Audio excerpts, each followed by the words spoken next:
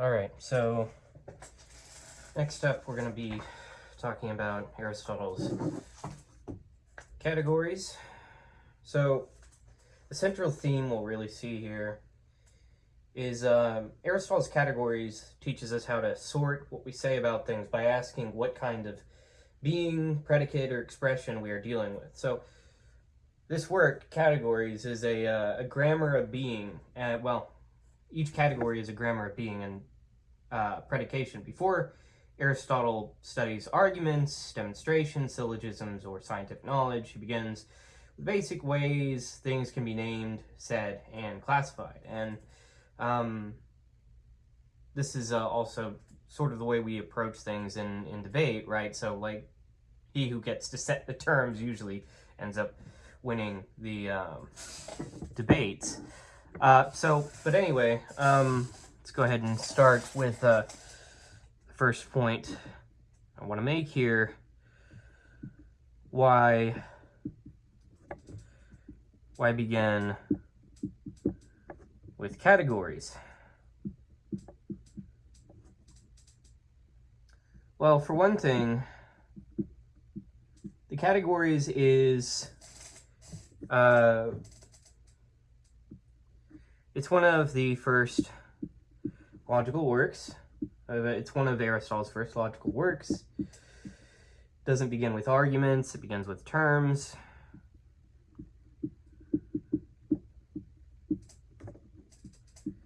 And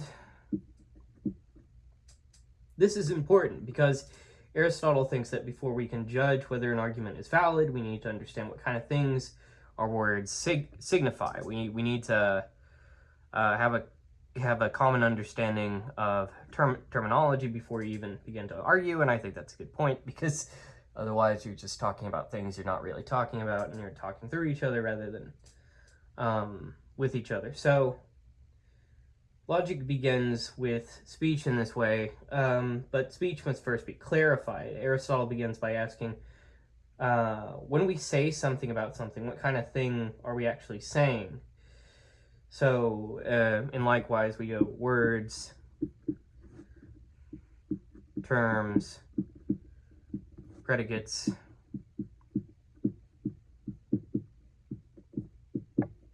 assertions,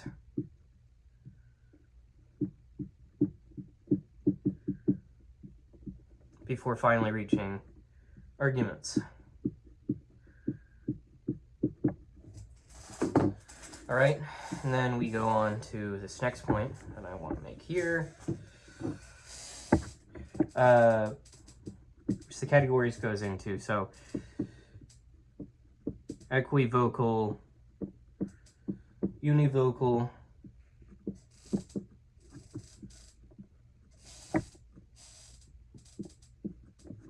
and derivative meaning.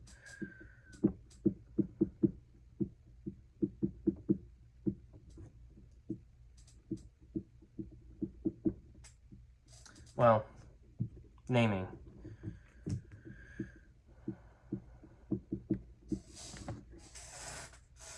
So, Aristotle begins by distinguishing three ways names are used.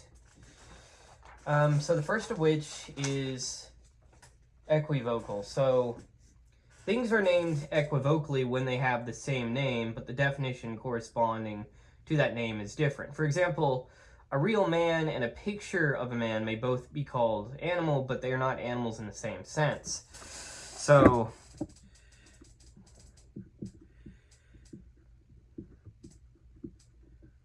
equivocal, same name, different definition.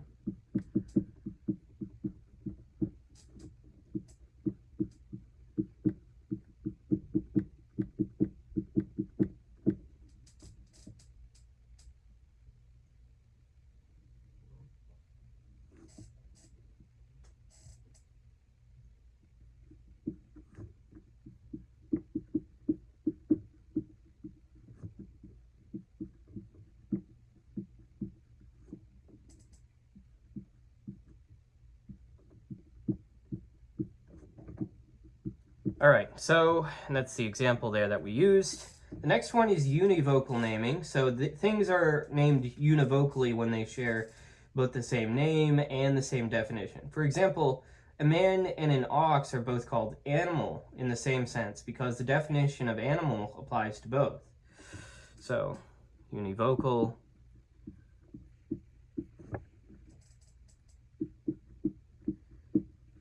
Same name, same definition.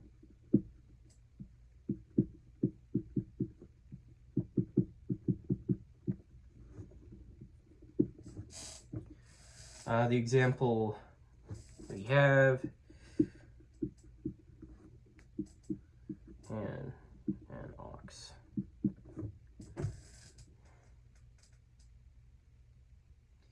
And then we have derivative naming.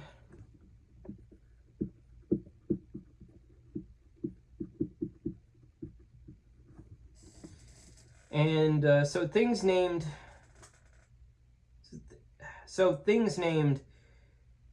are named derivatively when their name comes from another name, but with a different ending. And that's a difficult thing to write out as being equal to, but let's just say, for example, we have grammar, and then grammarian. Courage,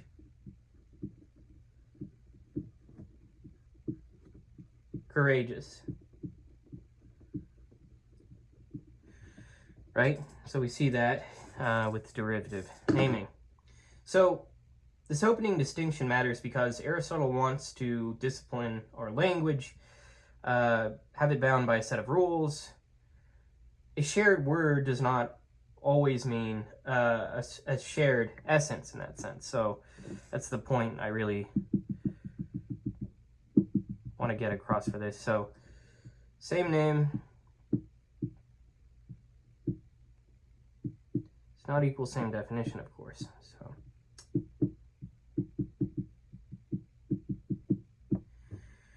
and if you looked at the Platonic dialogues, well, you'll see how this really is essential. It's like if you read the categories, it's it's like Aristotle read the dialogues of Plato and wanted to head every single little erroneous path that they could possibly go down right off at the pass. It's like it's really good. So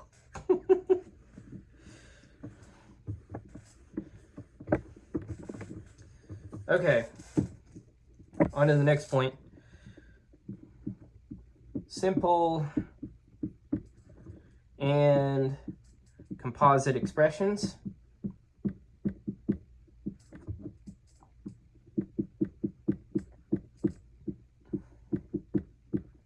So Aristotle next distinguishes simple expressions from composite expressions. And so what I mean by this is we have simple expressions. So simple expressions are single terms. So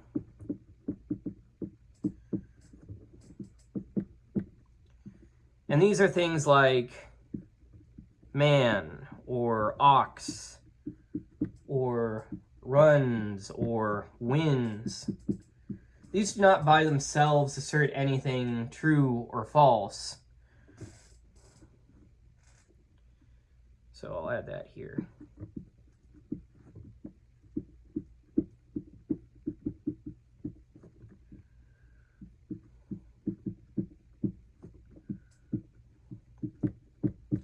And then for composite expressions,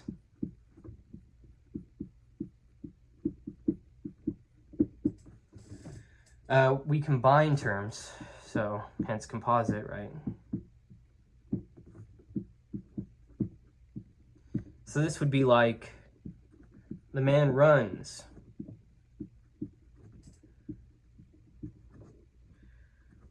The man wins.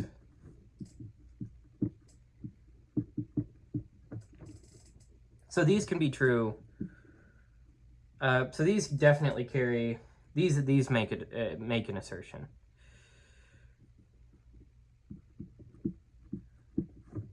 So with each of these, an assertion is made.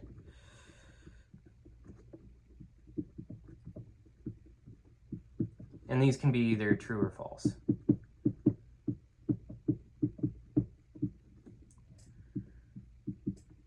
So truth and falsity do not belong to isolated terms. They belong to assertions. So man, not true or false, right? The man runs, that can be true or false. So to head this off at the pass, he says term not equal assertion, right? All right. The next point.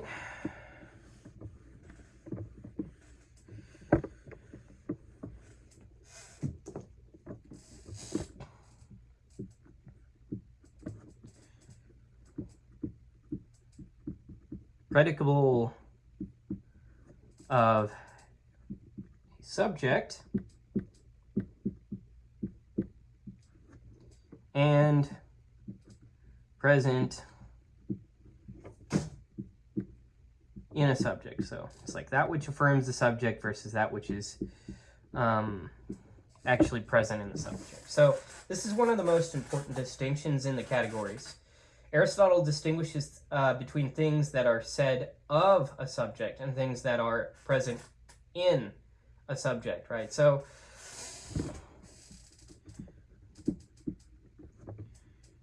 predicable. So something is predicable of the subject when it can be used, when it can be said of that object. So, for example, man is predicable of an individual man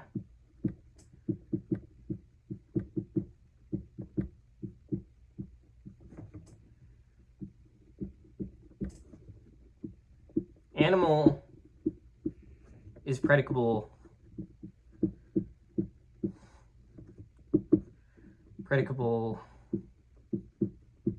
of man. So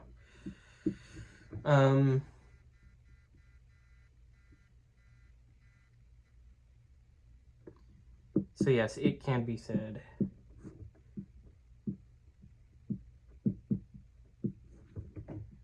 of that subject.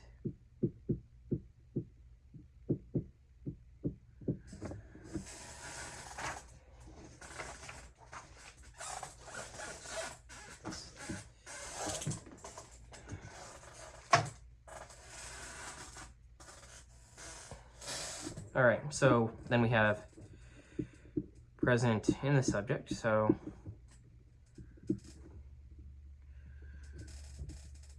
now something is present in a subject when it exists in that subject and cannot exist separately from it. So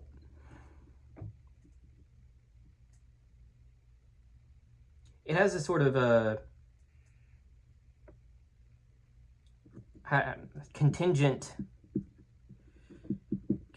existence. Contingent existence with the thing itself.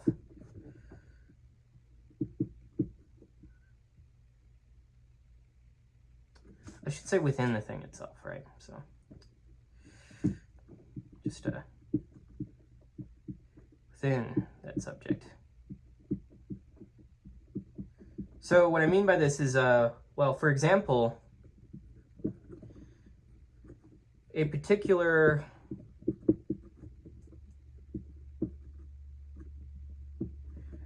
whiteness is present in a body or a particular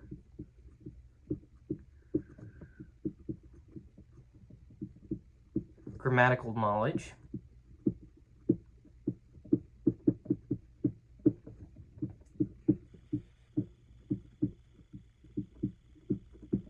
Is present in a mind.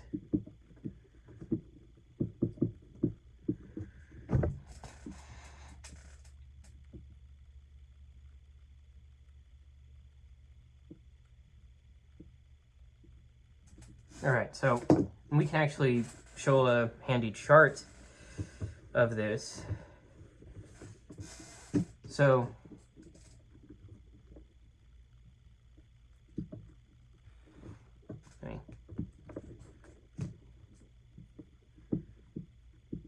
present in a subject, not present in a subject.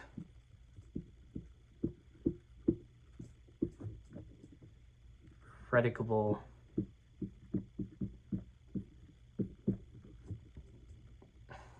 Not predicable.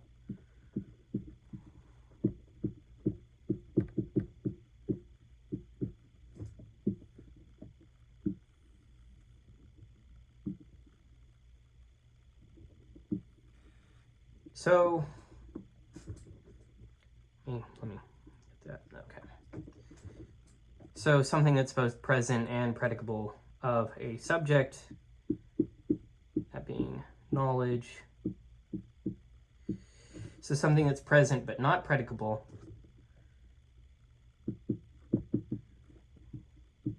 this whiteness.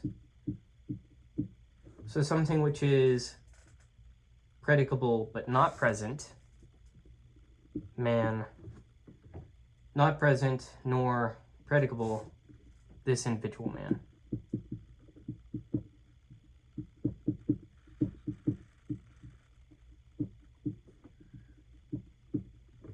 So Aristotle is sorting the way things relate to subjects. Some things are said of subjects, some things exist in subjects. Some do both, some do neither. So said of is not equal to present. It's not equal to present in. So the individual substance is neither said of nor present in a subject. So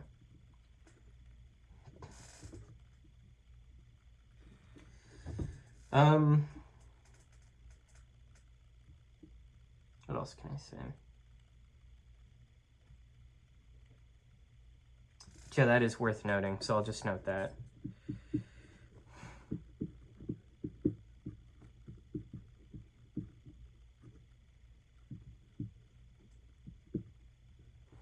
The individual substance is neither said of nor present in a subject. All right. Whoops.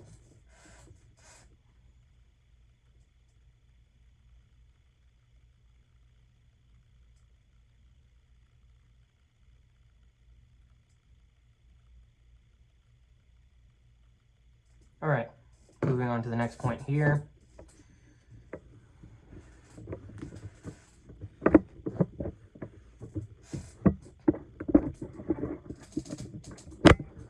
So the 10 categories.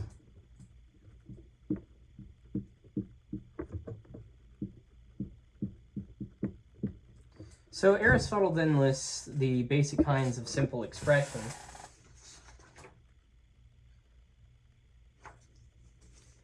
And these are substance, quantity,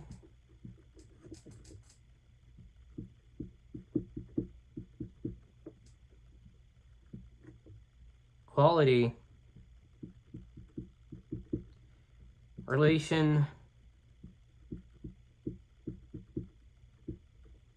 place,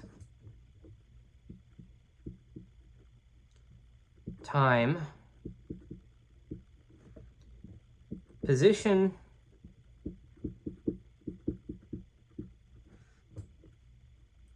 state,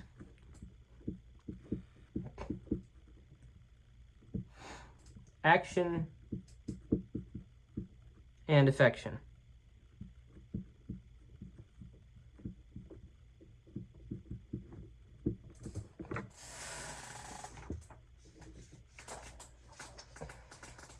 Let's just list off a few examples here. So an example of substance, well, some examples of substance are man, horse, Socrates.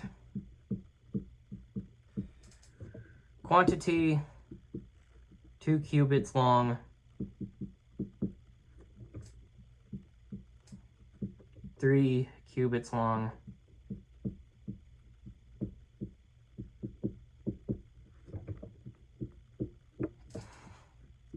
Quality, white, grammatical, courageous, relation, double, half, greater, place, in the marketplace,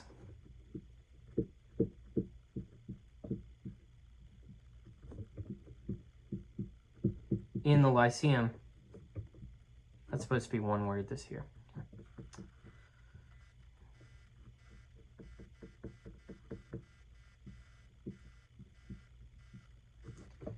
In the Lyceum, there we go.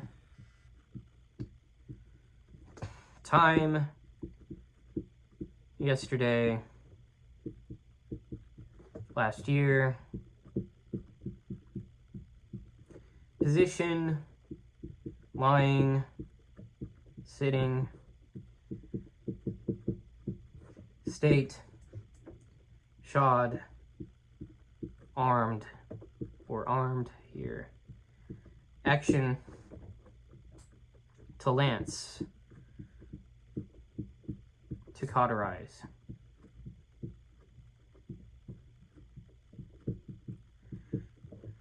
Affection, to be lanced, to be cauterized.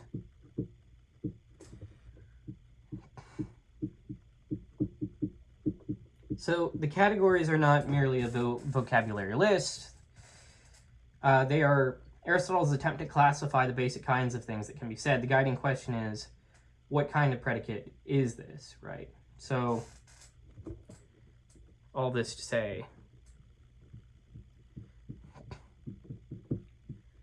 what kind of predicate is this?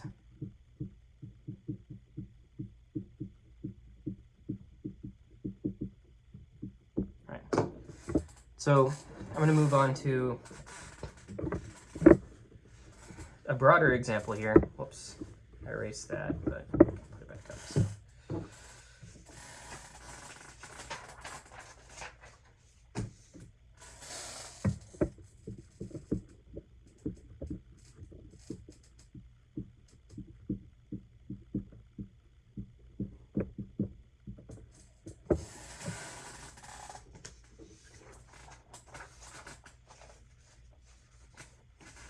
So let's take this sentence here. Socrates is sitting in Athens today.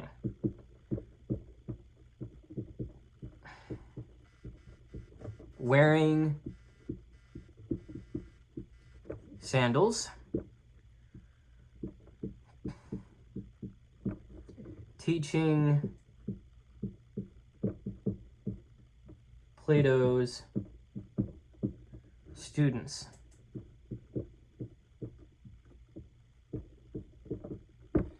Now we can sort this, we can sort its elements categorically. So for instance, Socrates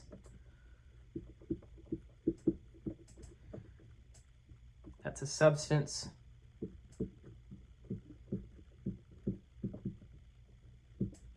Sitting, position, that's a position. In Athens, that's a place. Today, that's a time. Wearing sandals,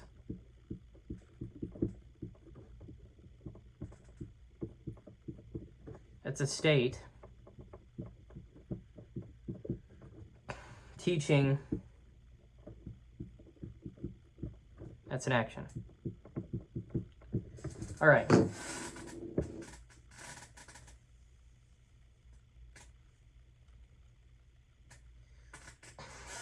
Now I move on to the next point here.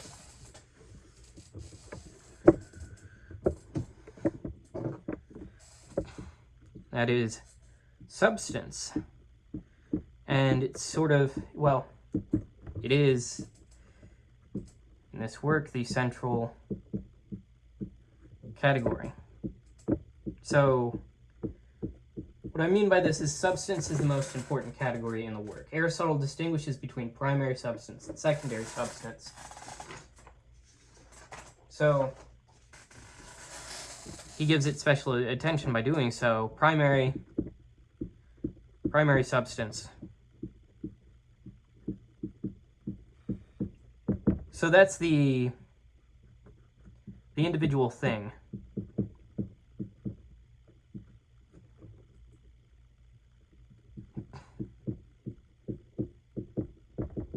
So for example, this individual man.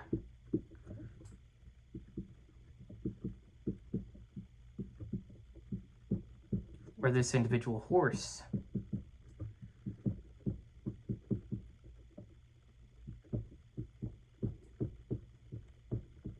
Primary substance is neither predicable of a subject nor present in a subject, going back to that chart from before.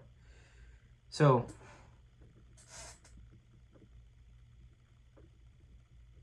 primary substance, again, is, well, the basic subject. Then for secondary substance,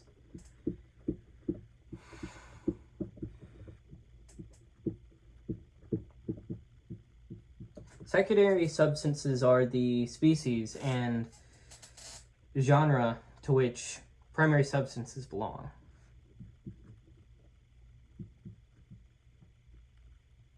I should say the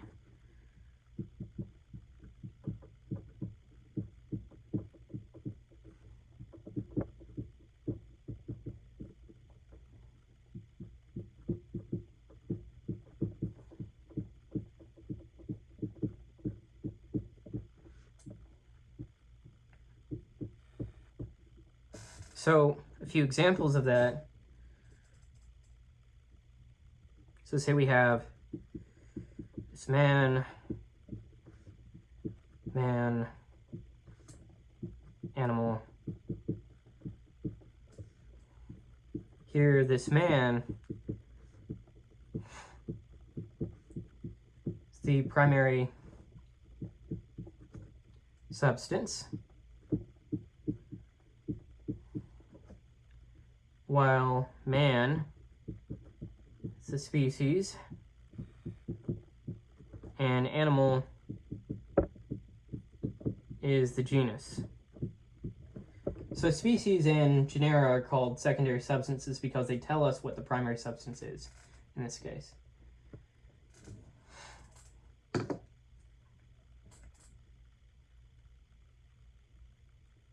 And we'll focus more on those two terms there, species and genus, since they mean something a bit different in this context. So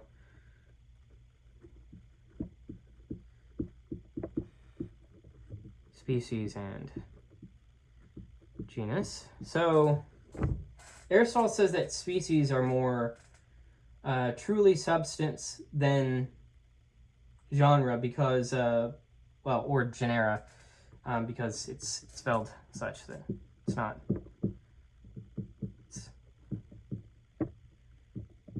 It's not RE, it's ERA after. So,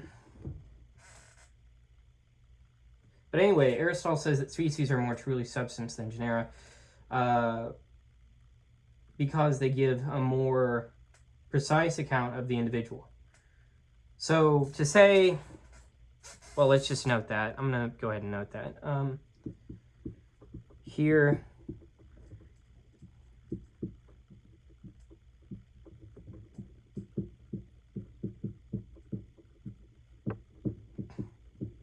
species are more truly substance than genera because they give a more precise account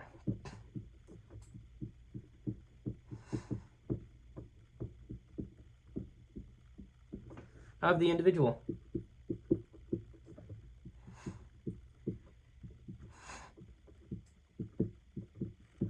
So to say, for example, Socrates is a man, which is more on the species level, is more informative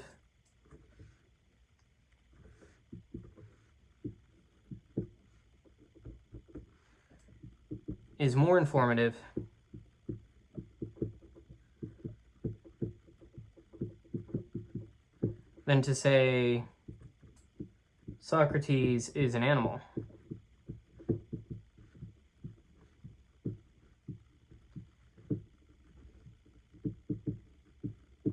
On the level of genus. So both are true, but the species gives a more determinate account. So primary substance anchors the whole system. Everything else is either said of primary substances or present in primary substances. So if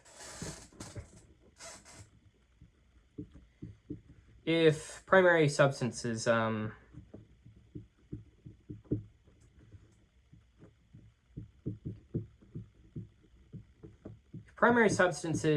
well, this shouldn't be included underneath species and genus. This is a different point that I'm focusing on here. But so if primary substances did not exist,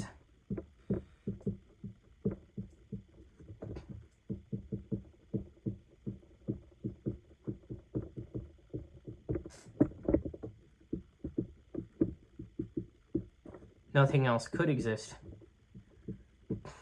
You'll see how this point really becomes way more important whenever you're talking about things like the primary mover and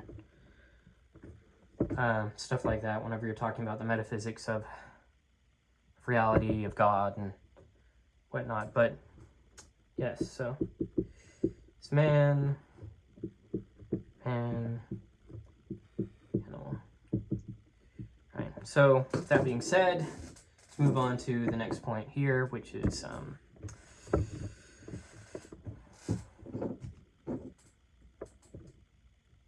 oh no, that was prime mover, not the primary mover, I think. But anyway, moving on to this next point, marks of substance. So Aristotle identifies several marks of substance. So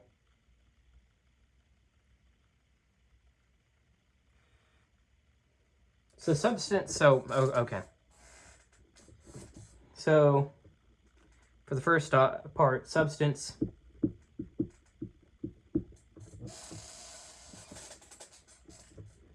Substance has no contrary.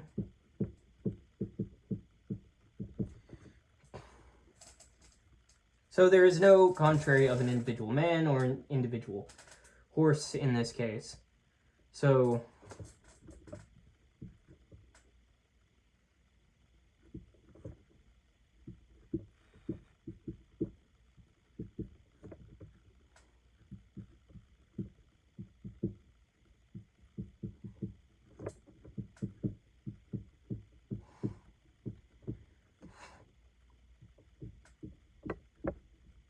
So, no contrary.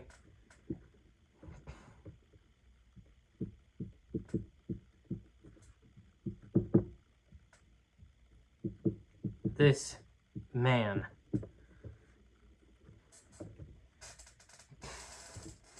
Next bit on this, substance.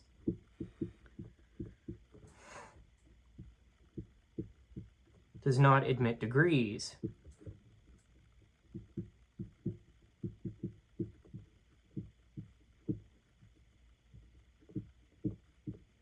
So a man cannot be more or less man in this case. Someone can be more or less pale, more or less healthy, or more or less learned, but not more or less human in this case.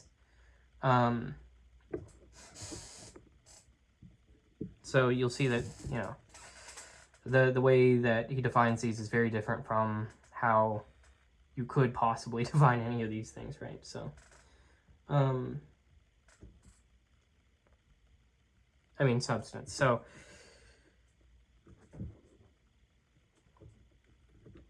man cannot be more or less man. Someone can be more or less pale.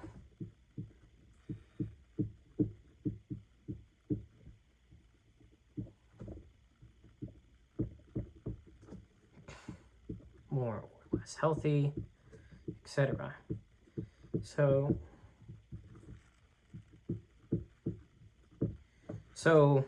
point here being that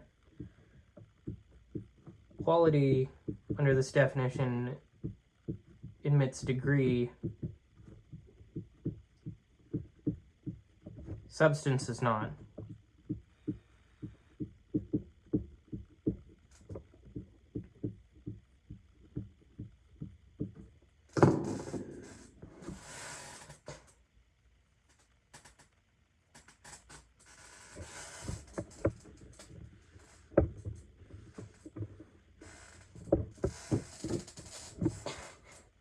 However, substance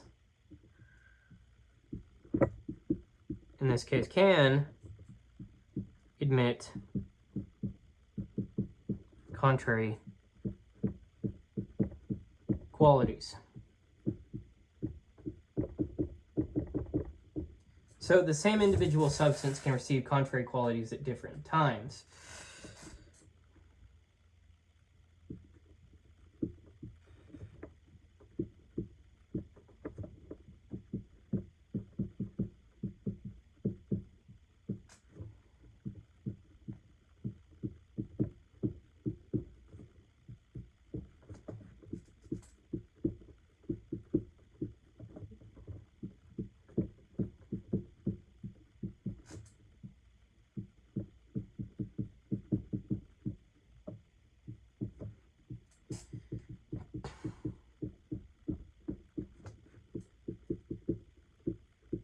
For instance,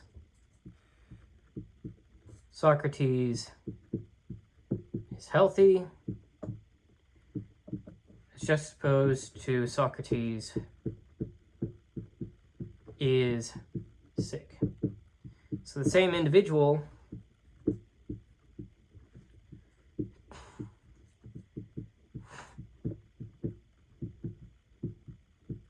remains one,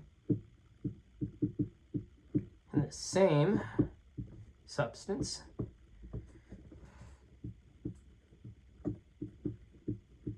while undergoing change.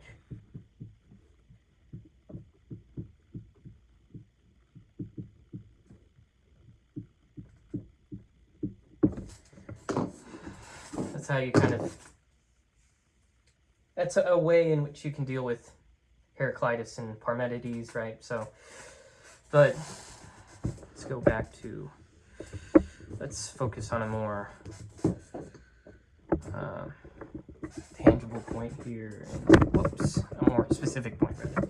So this is one of the most metaphysical ideas in categories, which is that substance remains the same.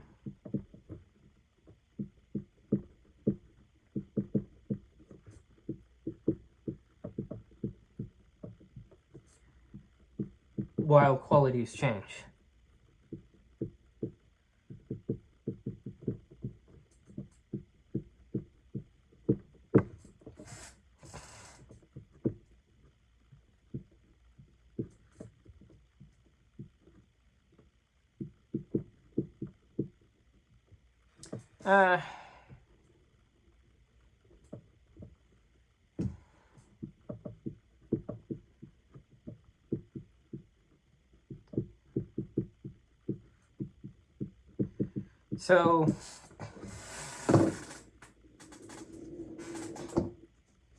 So yes.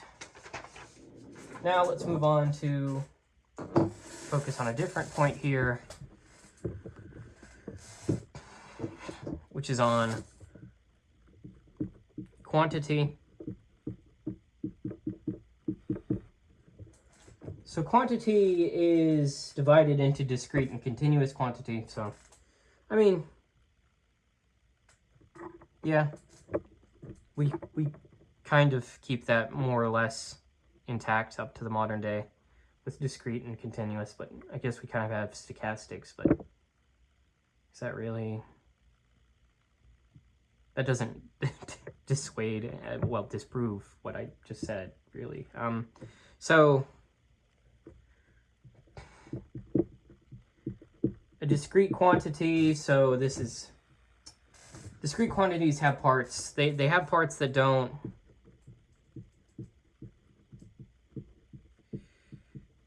In this construction, discrete quantities have parts that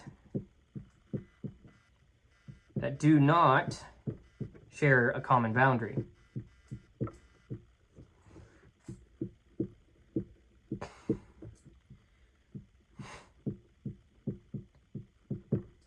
So examples of that are number or speech versus continuous. Again, I'm saying like in this construction, and I'm saying that a lot because, you know, the words don't mean the same thing as they mean in the modern context or in context of, like, say, mathematics, right? So this is within this Aristotelian framework in categories, because that's the work that we're reviewing here. We're going over, not just reviewing, but continuous quantities have parts that share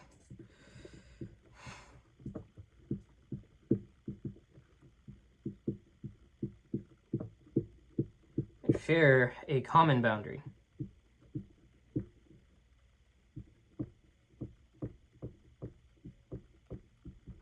So, for example, things like line or surface or solid or time or place.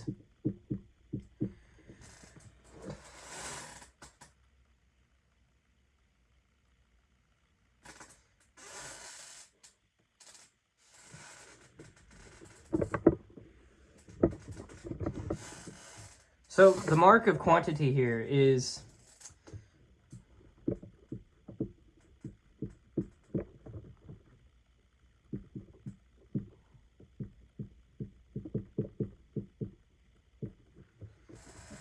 the distinctive mark of quantity is that equality and inequality can be predicated of it. So point here, quantity is what can be equal or unequal.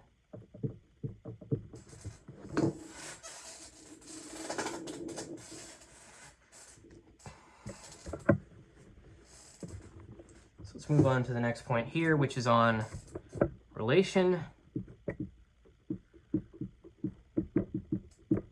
So So relatives are things whose meanings refer to something else. All right, so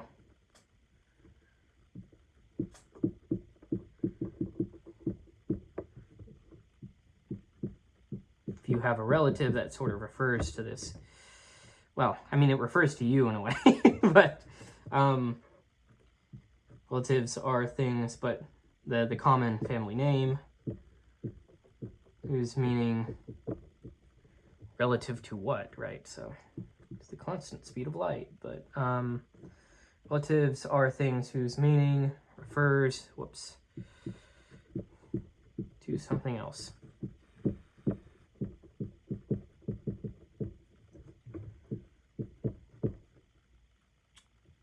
So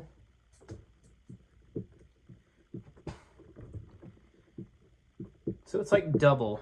For example, double of something, right?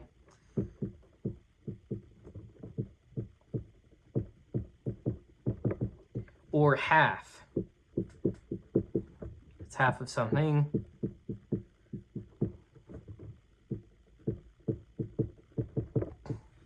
Or master. So master of slave. Or knowledge.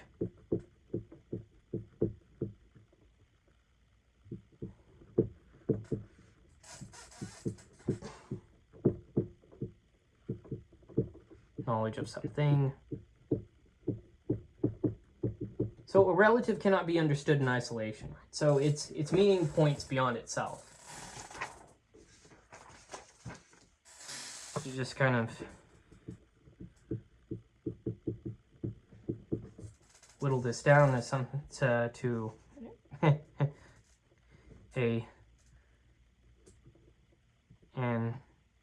equation in a way.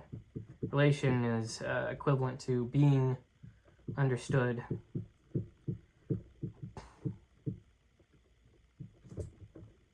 by reference to another.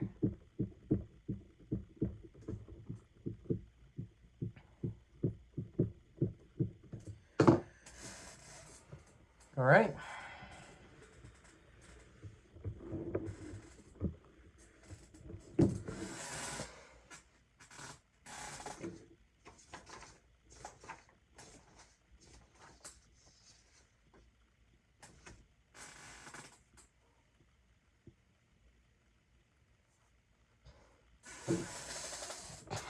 The next point here is quality. Give me a moment. Need to get something real quick.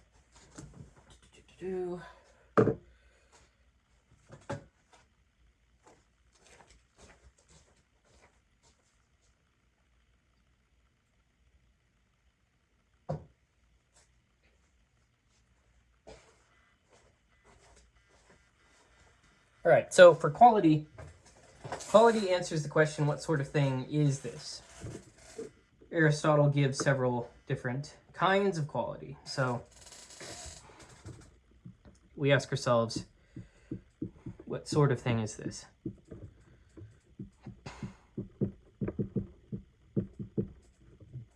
What sort of thing is it, rather?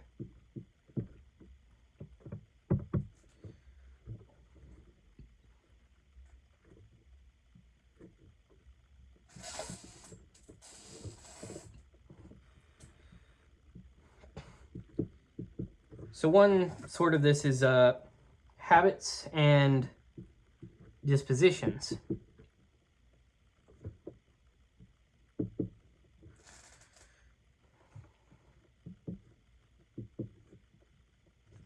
Trying to figure out how I should format this on the whiteboard, but I don't think it really matters. Habits and dispositions.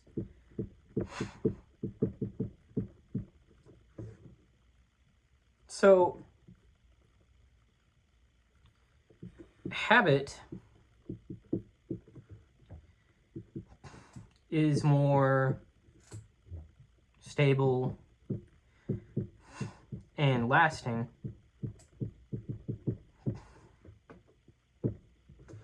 Disposition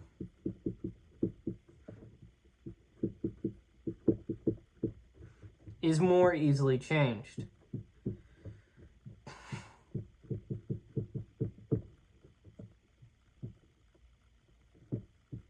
So an example, so habits, so things like knowledge and virtue are considered habits in this sense. So you build a habit of virtue, you build a habit of knowledge. We'd say gaining knowledge, but you know, of being knowledgeable, right? So, and then dispositions.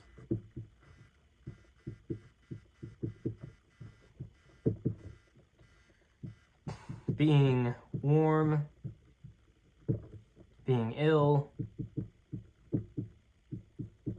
being healthy, etc. You know, thing is, like, these things can change on a dime. Versus the habits, you know, at least in theory, they won't. I mean, of course, like, oh, you've got a ton of knowledge, and then you bump your head on something hard enough, then oh no. But of course, we're operating within this construction. So let's move on to the next, which is capacities and incapacities. Speaking, it's sort of running on the point I made there earlier. So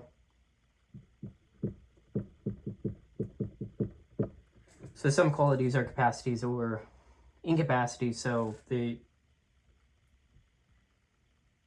example of this, well, some examples of this are, well, a good boxer or a good runner, or, you know, a bad runner or bad boxer, right? So healthy, sickly.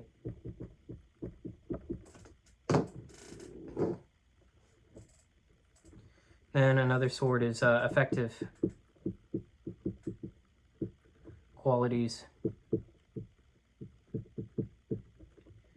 and affections which have to do with those qualities.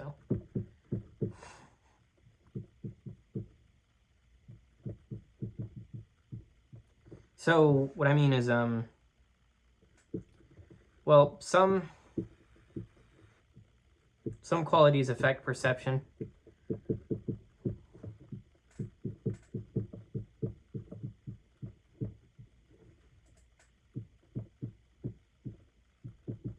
So, for example, sweetness or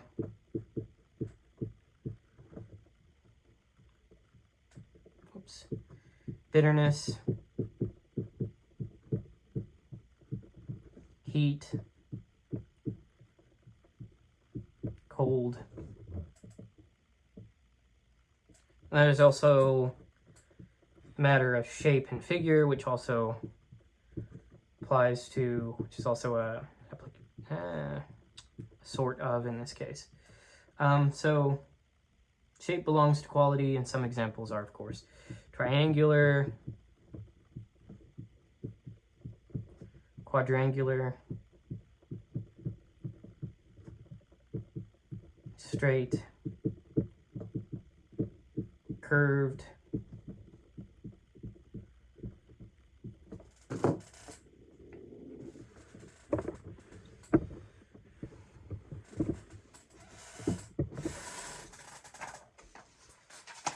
what's the mark of quality? What's sort of the main takeaway here, right?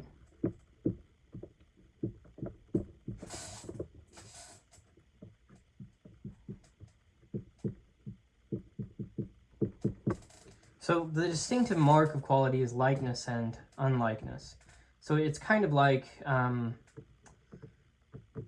whenever we're dealing with a relation in that sense. But just jot this down.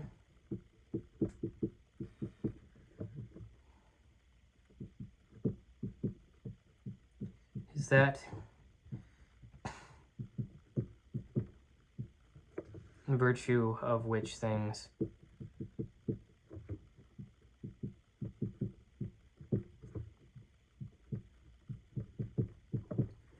like or unlike. I think of how more specifically this is different from relation. Yeah, because I guess because relation is about being understood, and that's being understood by reference to another. Quality is that in virtue of which things are alike or different. So they're very closely related, but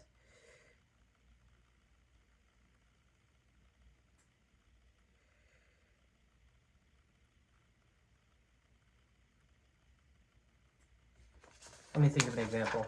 So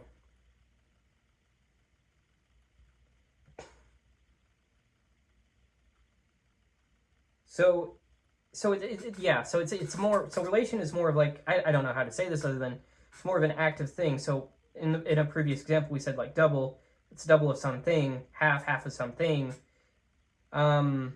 Relation, it's like, that is a double of a thing. Is a different way of saying, it's a different way of looking at it in a way. So that's the sort of shows the difference in between quality and relation in this sense. Okay, so moving on to another point here. To just sort of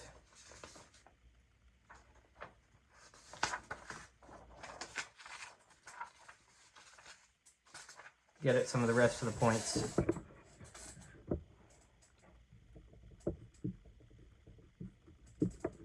So I'm just gonna go ahead and deal with action, affection, place, time, position, and state here as he does. So Aristotle treats some categories more briefly. So for the first of which is action. So action concerns what something does. So for example, heating, cutting, teaching,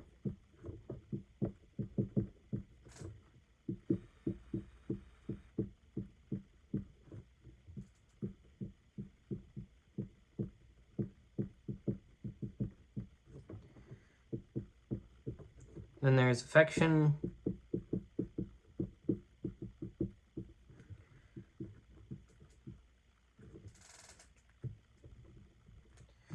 which concerns what is done to something.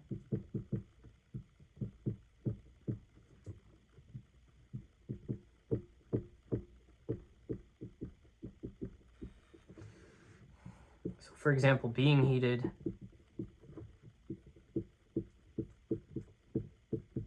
being cut, being taught,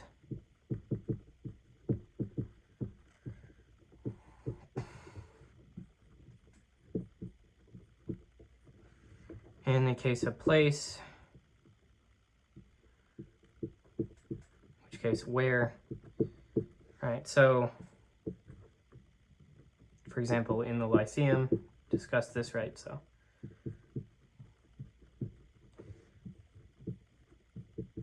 there's the notion of time, which is of course is when. For example, yesterday, right? So a lot of this is reiteration, but to point more specific in which we're running along with the book in this case. So and there's position, of course.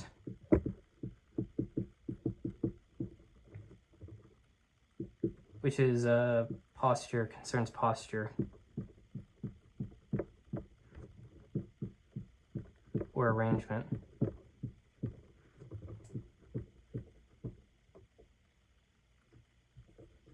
We need to make those look more like R's. So So like sitting or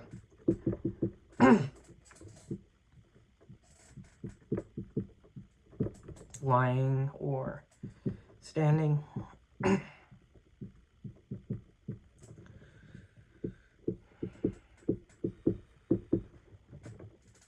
then there's state, which concerns a condition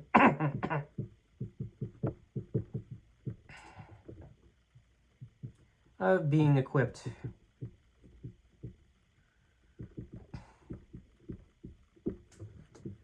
or clothed. So, like we had earlier, the example of shod or armed, right? So, shod and armed in this case. So yes, those are the brief points. He discusses those more briefly as the point I'm getting at. Like those things are sort of just definitely not as central as substance, for instance, in the text. Then let me move on to this next point, which is opposition. So this is outside of these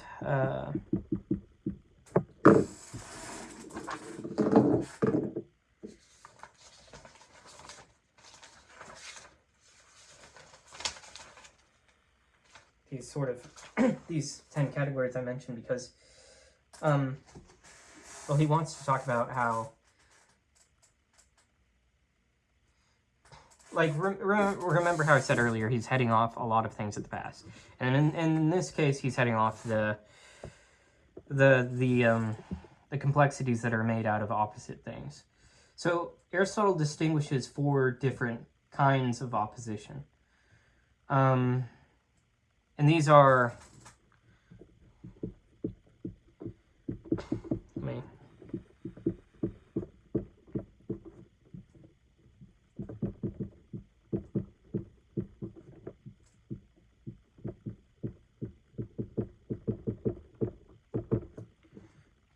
these are correlatives, contraries,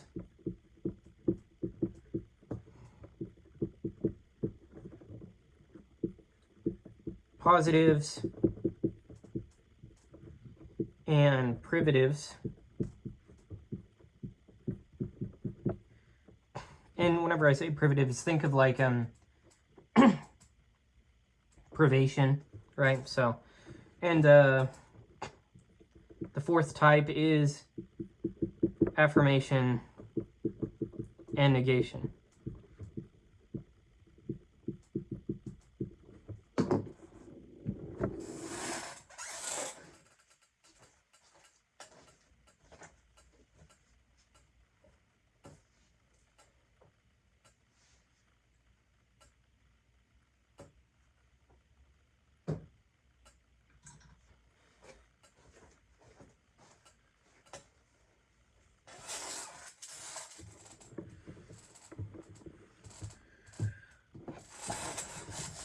So for correlatives, it's like, how do things correlate, really?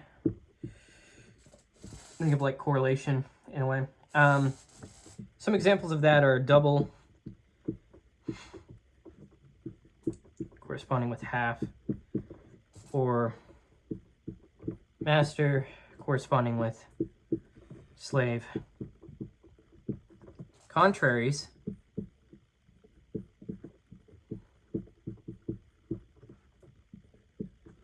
so like good corresponding with bad, white corresponding with black. Now, a special note here is that some contraries have intermediates.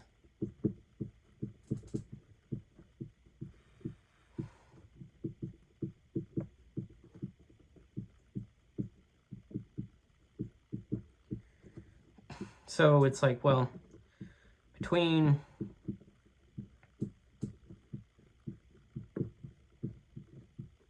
white and black, There may be gray.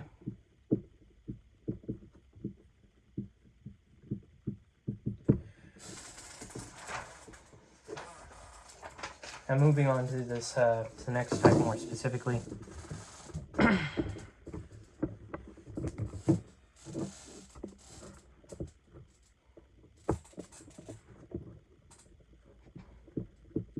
Positives and privatives.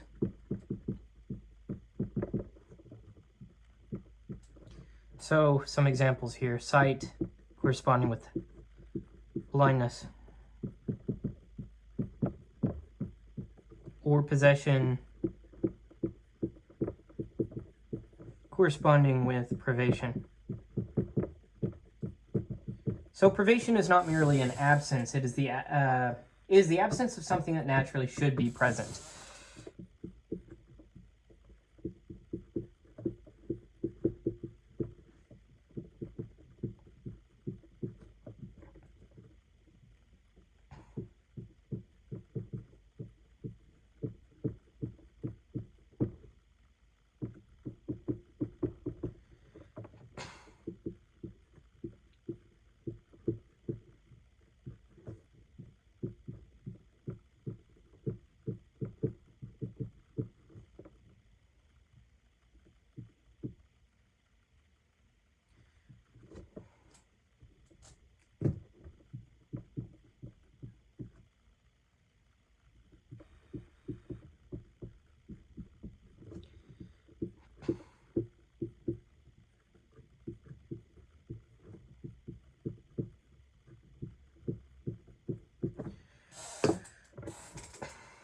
All right, on to this next type, which is affirmation and negation.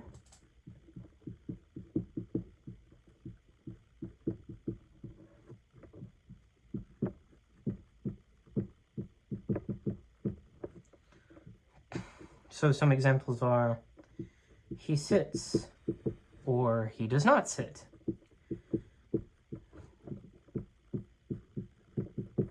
So this kind of opposition is especially important because here one statement is true and one statement is false. So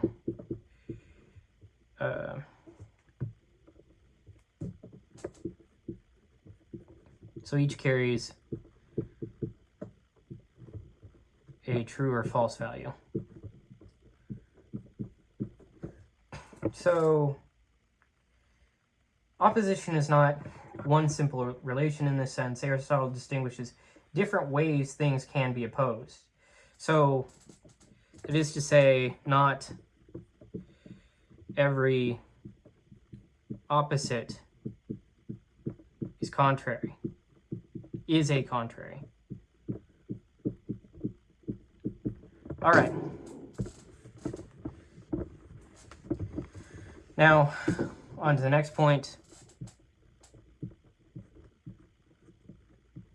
So we're going to look into priority, simultaneity,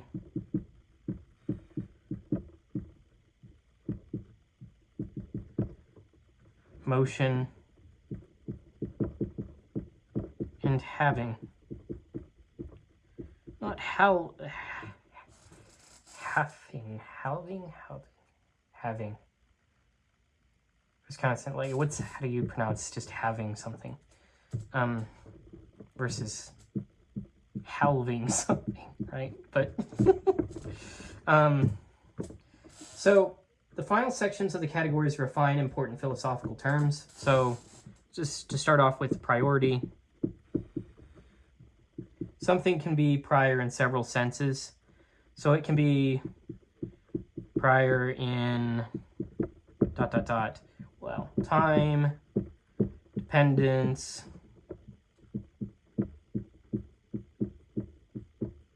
arrangement,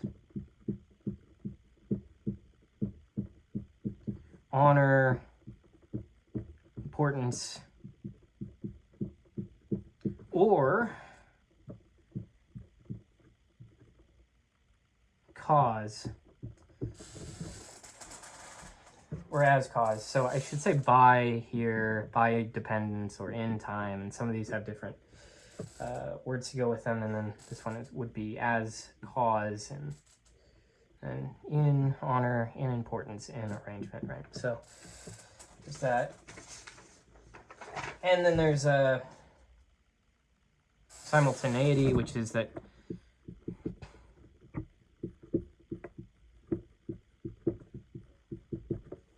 things can be simultaneous in time or simultaneous by nature. So double and half are simultaneous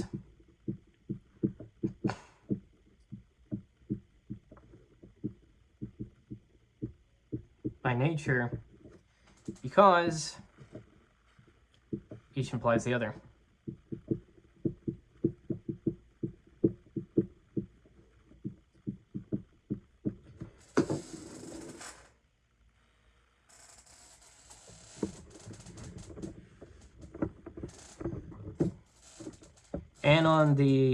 And on motion, Aristotle has 6 different kinds of these. So there's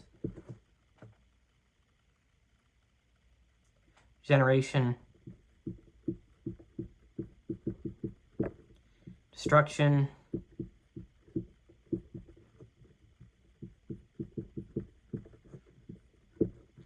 increase,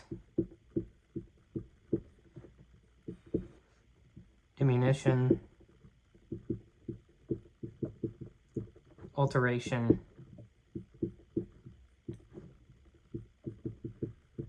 and change of place.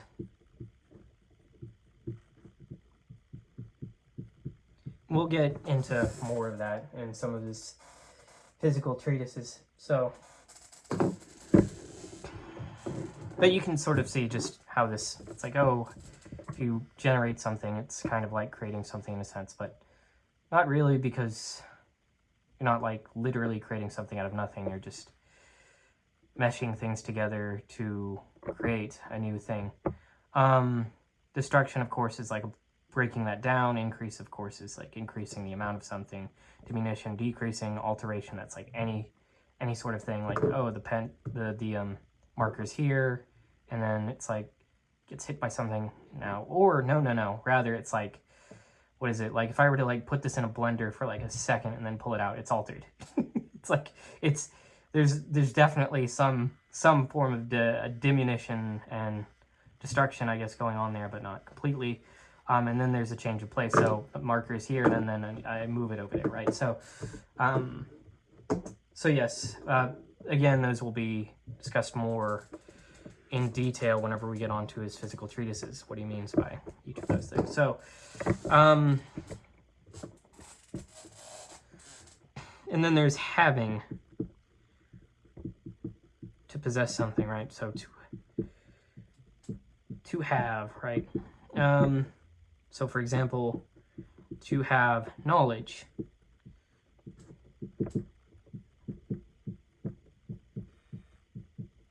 or a height, a coat, to have a coat, or to have a house, right?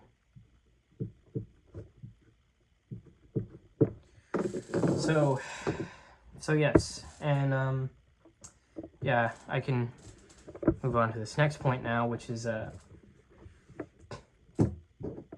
Aristotle follows a repeated method. So in the categories here, which is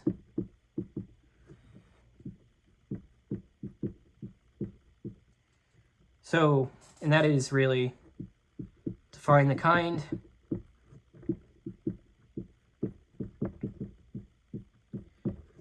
divide it, identify its mark. And, you know, logic, if some of you know, this work is also called the organon, or the organ, the instrument. And you can think of like him trying to surgically break down what reality is into all of its separate parts to see the greater whole. It's sort of like a gestalt in that sense. It's well, the thing is greater than the sum of its parts in a way, but he doesn't. I don't. We'll talk about that more. But yeah, you can sort of see this. It's an instrument. It's dividing things by. It's like what is reason, but an instrument by which we divide order and chaos in a sense, and or the intelligible versus the unintelligible in this sense. But he's trying to make everything as intelligible as possible by defining the kind, dividing it, and identifying its mark. So yes, for example, let's say you have, let's see how much of this chart I can write down here. So let's just sort of show that more explicitly. So let's say you have different categories, right? You have substance, quantity, quality,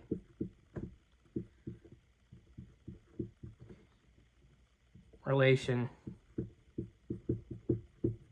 Well, what's the division of each of these? So for primary, I mean, for substance, I gave it away. For substance, it's primary, secondary, right? So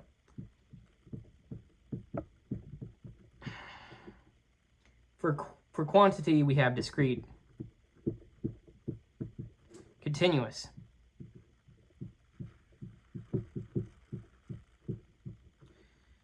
for quality, habits, capacities, affectations, shape.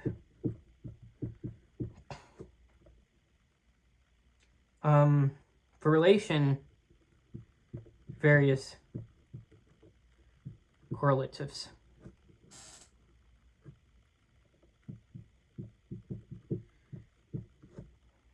Right. So, and this was supposed to, yeah, I ran out of room, but this is supposed to be the distinctive mark here. Distinctive mark. So, I'm just going to move that over here. So, for substance, it's like, well, what's the distinctive mark there? Emits contraries while remaining one.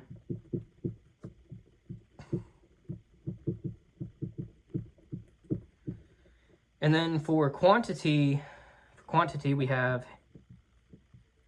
equal and unequal. For quality, we have like and unlike.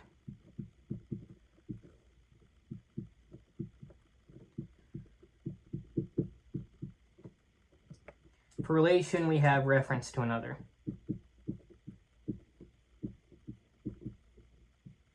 Which I would definitely argue that quality and relation definitely are probably, they're very, very closely intertwined is all I'll say further. Reference to another.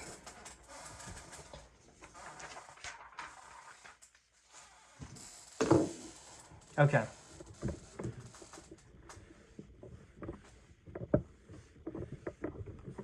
So I'm going to go ahead and go on a last point here before, well, a penultimate point. So the categories is not merely a list of words. It's Aristotle's first attempt to map the basic structures of meaningful speech about reality. So before Aristotle can ask whether an argument is valid, he asks what words are doing when we say something about something. So to classify speech is already to begin classifying being. And you see that with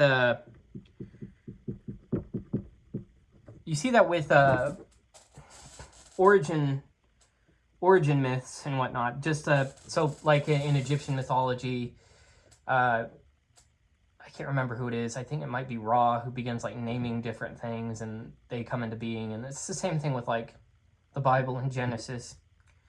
This concept of naming things. To classify speech is already to begin classifying being. So, and that's sort of what we really see here with the categories. So, a final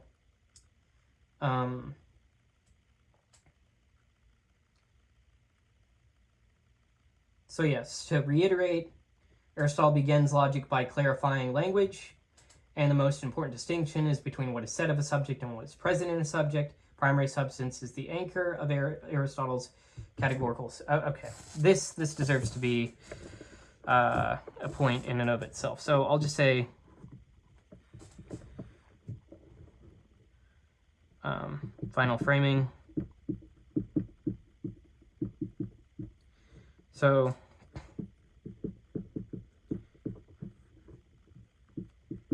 Aristotle begins logic by clarifying language, and the most important distinction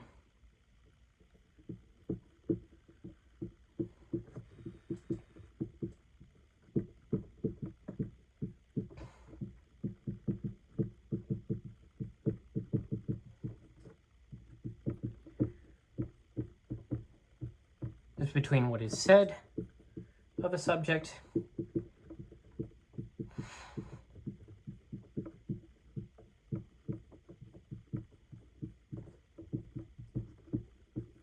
and what is present in a subject. Primary substance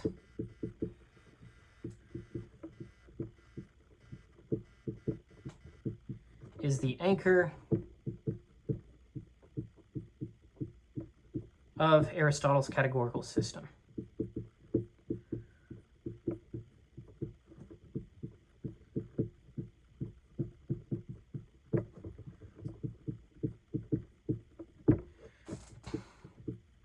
And there in categories, this work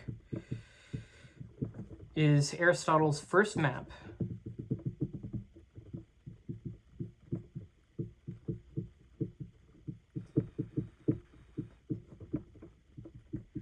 of what can be said of what is. And that's pretty much it for now. And I'll see you for the next one.